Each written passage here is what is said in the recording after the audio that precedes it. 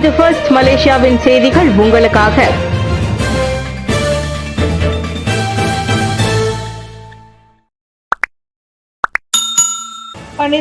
Ringgit அதிகார துஷ்பிரயோகம், அரசு அதிகாரி கைது. சுயநலத்திற்காக 12,000 ரிங்கிட்டை விண்ணப்பம் செய்து அதனை அங்கீகரித்ததில் அதிகார துஷ்பிரயோகம் செய்ததன் தொடர்பில் ஊழியர் ஒருவரை ஊழல் தடுப்பு ஆணையம் MACC கைது செய்தது. 44 வயதுடைய அந்த ஆடவர் நேற்றிரவு 7 மணி அளவில் நெகிரி செம்பிலான் MACC அலுவலகத்திற்கு வந்தபோது கைது செய்யப்பட்டார். JKKR எனப்படும் கிராம பாதுகாப்பு மேம்பாட்டு திட்டத்தின் குழுவின் நிதியை அங்கீகரிப்பதில் அதிகார துஷ்பிரயோகத்தில் ஈடுபட்ட அந்த சந்தேக நபரை விசாரணைக்கு உதவுவதற்காக 7 நாட்கள் தடுப்பு காவலில் வைக்கும் உத்தரவையும் மேஜிஸ்ட்ரேட் நீதிமன்றத்தில் MACC பெற்றுள்ளது. மலேசிய மக்கள் தொகையில் இந்தியர்கள் 6.6% பிறப்பு விகிதத்திலும் சரிவு. மலேசிய மக்கள் தொகை இவ்வாண்டின் முதல் காலாண்டில் 3,40,00,000 பதிவாகியுள்ளதாக மதிப்பிடப்படுகிறது. கடந்த ஆண்டின் இதே காலகட்டத்தோடு ஒப்பிட்டால் அது 2.3 விழுக்காடு அதிகம் என தேசிய புள்ளியியல் துறை தெரிவித்தது. மக்கள் கணக்கெடுப்பு, பிறப்பு விகிதம், இறப்பு விகிதம் ஆகியவை மீதான காலாண்டு அறிக்கையின் அடிப்படையில் அத்தொகை கணக்கிடப்பட்டிருக்கிறது. மொத்த மக்கள் தொகையில் 90 விழுக்காட்டினர், அதாவது 3,60,00,000 பேர் மலேசிய குடியுரிமை பெற்றவர்கள். எஞ்சிய 10 விழுக்காட்டினர் அல்லது 34 லட்சம் பேர் வெளிநாட்டவர்கள் ஆவர். பாலினம் வாரியாக பார்த்தால் ஆண்களின் எண்ணிக்கை 1,78,00,000 பேராகவும், பெண்களின் எண்ணிக்கை 1,61,00,000 பேராகவும் பதிவாகியுள்ளது. மொத்த மக்கள் தொகையில் பெரும்பான்மையினராக மலாய்க்காரர்கள் 57.9% அல்லது 1,77,00,000 பேர் உள்ளனர். சீனர்கள் 22.6 விழுக்காடாக உள்ள நிலையில் இந்தியர்கள் 6.6 விழுக்காட்டிலும் மற்ற பூமிபுத்திராக்கள் 12.2 விழுக்காட்டிலும் உள்ளனர். இவ்வாண்டின் முதல் காலாண்டில் கடந்த ஆண்டை காட்டிலும் மலாய்க்காரர்களின் பிறப்பு விகிதம் 1.2 விழுக்காடு உயர்ந்துள்ளது. இக்காலகட்டத்தில் புதிதாக பிறந்தவர்களில் 68.8 விழுக்காட்டினர் மலாய்க்காரர்கள். ஆனால் இந்தியர்கள் மற்றும் சீனர்களின் பிறப்பு விகிதம் சரிவை கண்டுள்ளது. ஆபத்தை விளைவிக்கும் மரங்கள் வெட்டப்படும், ஒவ்வொரு மரத்திற்கு பதிலாக 100 மரங்கள் நட வேண்டும். பிரதமர் கோலாலம்பூரில் கீழே விடும் ஆபத்தை கொண்ட ஒவ்வொரு மரம் வெட்டப்படும் போது 100 புதிய மரங்கள் மறுநடவு செய்யப்பட வேண்டும் என பிரதமர் டத்துஸ்ரீ அன்வார் இப்ராஹிம் உத்தரவிட்டுள்ளார். அண்மையில் அதிகமான மரங்கள் கீழே விழுந்து 2 பெரிய சம்பவங்கள் ஏற்பட்டதை தொடர்ந்து மரங்கள் மறுநடவை உறுதிப்படுத்தும்படி தமது ட்விட்டர் வலைதளத்தின் பதிவில் அன்வார் வலியுறுத்தினார் என கோலாலம்பூர் மேயர் கமருல் ஜமான் மாட்சலி தெரிவித்தார். கடந்த செவ்வாய்க்கிழமை ஜாலான் சுல்தான் இஸ்மாயிலில் பெரிய மரம் ஒன்று விழுந்து ஒருவர் மரணமடைந்ததோடு மேலும் 2 காயமடைந்ததை தொடர்ந்து கீழே விழக்கூடிய ஆபத்துகளை கொண்ட 28 மரங்களை கோலாலம்பூர் மாநகர் மன்றம் அடையாளம் கண்டுள்ளதாக அவர் கூறினார். 2 நாட்களுக்கு முன் கோலாலம்பூரில் ஜாலான் பினாங்கில் மற்றொரு மரம் மலாக்கா முதலமைச்சர் அப்துல் ரவுப் யூசோவின் வாகனத்தில் விழும் சூழ்நிலைக்கு உள்ளாகவிருந்தது. எனினும் அந்த சம்பவத்தில் எவரும் காயமடையவில்லை. இதனைத் தொடர்ந்து கீழே விழக்கூடிய மரங்களை உடனடியாக வெட்டும்படி பிரதமர் துறையின் கூட்டரசு பிரதேச அமைச்சர் டாக்டர் ஜலிஹா முஸ்தபா உத்தரவிட்டதோடு மரங்களை மறுநடவு செய்யும்படியும் கேட்டுக் கொண்டிருந்தார். ஸ்லாங்கூர் சிலம்ப கழகத்தின் முதல் விளையாட்டு அறிவியல் பயிற்சி பட்டறை 60 பேர் பங்கேற்று பயனடைந்தனர். ஸ்லாங்கூர் மாநில சிலம்ப கழகத்தின் விளையாட்டுத் துறைக்கான முதல் அறிவியல் பயிற்சி பட்டறை மிகவும் சிறப்பாக நடந்தேறியது. இம்மாதம் 9ஆம் தேதி தொடங்கி 12ஆம் தேதி வரை கோலாலம்பூர் புக்கிட் கியாரா ராக்கான் முடா கட்டடத்தில் உள்ள பயிற்சி மண்டபத்தில் இந்த பட்டறை நடைபெற்றது. ஸ்லாங்கூர் சிலம்ப கழகம் வரலாற்றில் சிலம்ப ஆசிரியர்கள் மட்டும் பங்கெடுத்த முதல் விளையாட்டுத் துறைக்கான அறிவியல் பயிற்சி பட்டறையாக இது அமைந்திருந்ததாக மாநில சிலம்ப கழகத்தின் தலைவர் சி சரவணன் தெரிவித்தார். அதோடு இதுவரை இது போன்ற பட்டறைகள் நடத்தப்படும் போதெல்லாம் வெறும் 4 அல்லது 5 சிலம்ப ஆசிரியர்கள் மட்டுமே பங்கேற்க வாய்ப்பு வழங்கப்பட்டு வந்த நிலையில் இம்முறை முதல் முறையாக 60 சிலம்ப ஆசிரியர் பயிற்சியாளர்கள் பங்கேற்க வாய்ப்பு கிட்டியது. அதனால் இப்பட்டறை 10,000 சிலம்ப மாணவர்களை உருவாக்கும் ஸ்லாங்கூர் மாநில அரசாங்கத்தின் இலக்கை நனவாக்க பெரும் பங்களிப்பை வழங்கும் என சரவணன் நம்பிக்கை தெரிவித்தார். தேசிய விளையாட்டு மன்றத்தின் தேசிய பயிற்சியாளர் கல்விக் கழகத்தை சேர்ந்த பயிற்சியாளர்களால் வழி நடத்தப்பட்ட இந்த பட்டறையில் விளையாட்டுத்துறை சார்ந்த உடற்கூறு, உணவு முறை, பயிற்சி திறன், மருத்துவம், உளவியல் ஆலோசனைகள், உடல் ஆரோக்கியம், இயக்கவியல், ஊக்கமருந்து எதிர்ப்பு, விளையாட்டு கொள்கைகள், விளையாட்டு வரலாறு ஆகியவை குறித்தும் முழுமையாக விளக்கம் அளிக்கப்பட்டது. பெர்லிஸ் எம்பி மகன் மீதான விசாரணைக்கு உதவ 5 சட்டமன்ற உறுப்பினர்கள் கைதா. MACC மறுப்பு. பெர்லிஸ் மெந்திரி பெசார் ஷுக்ரி அலியின் மகன் மீதான விசாரணைக்கு உதவ 5 சட்டமன்ற உறுப்பினர்கள் கைதாகவிருப்பதாக கூறப்படுவதை மலேசிய ஊழல் தடுப்பு ஆணையம் MACC மறுத்துள்ளது.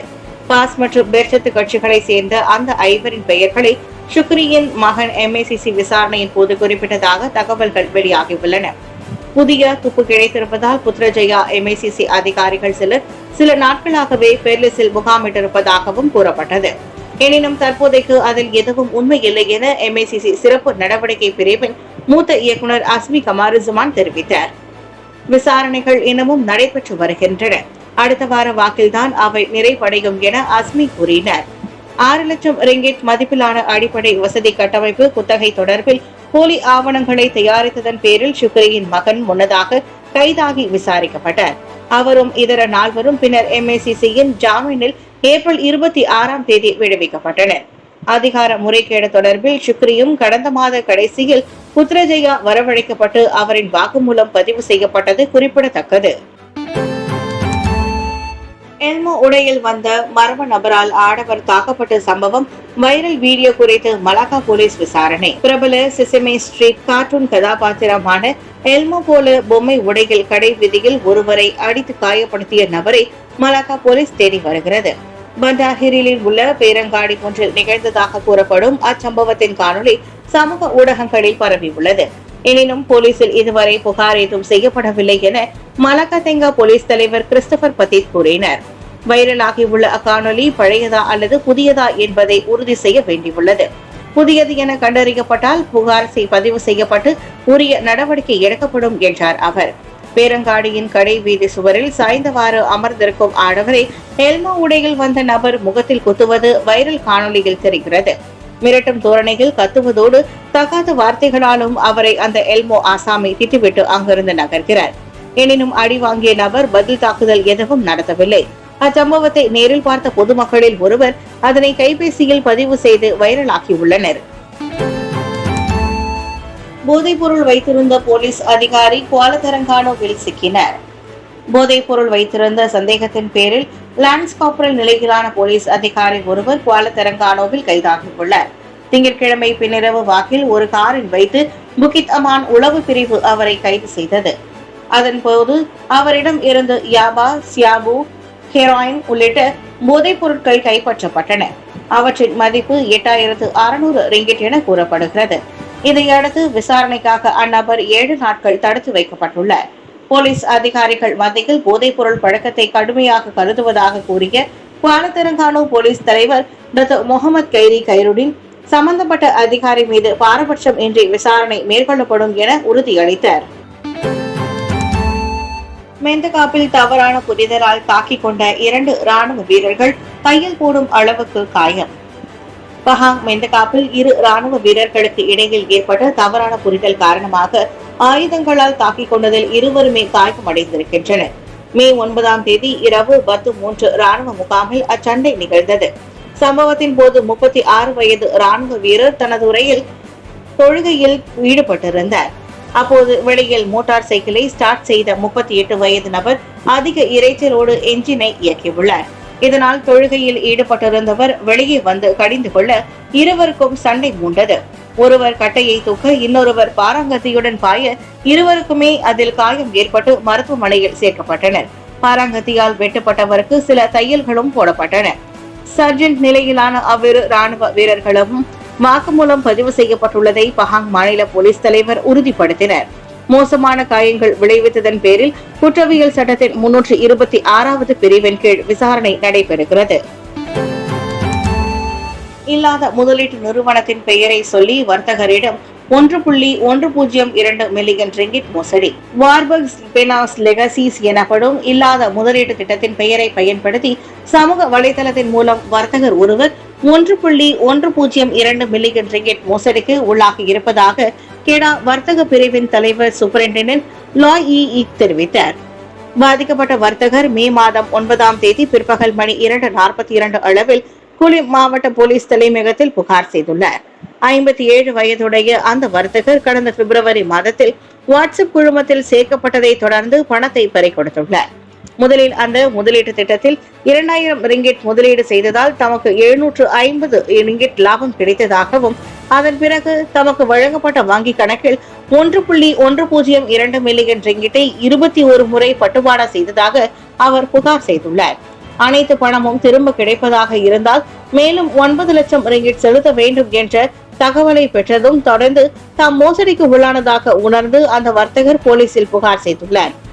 வார்பர்க் பின்கஸ் பெயரை பயன்படுத்தி முகநூல் சமூக வலைதளமும் போலியானது என விசாரணைகள் தெரிய வந்துள்ளதாக சூப்பரிண்டென்டென்ட் லாயி விக் தெரிவித்தார்.